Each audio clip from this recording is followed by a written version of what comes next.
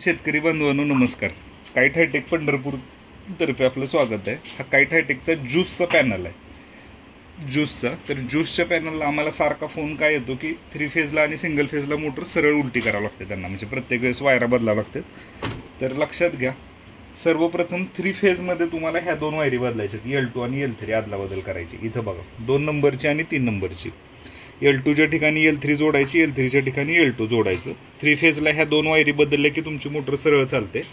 परत एकदा सिंगल फेजला मोटर उलटी फिरू शकते. जर मोटर उलटी फिरली तर परत एकदा L2 L3 ह्या 2 अजून एकदा आदला बदल करायचा आहे, प्लस P1 आणि P3 ह्या 2 आदला बदल करायचे.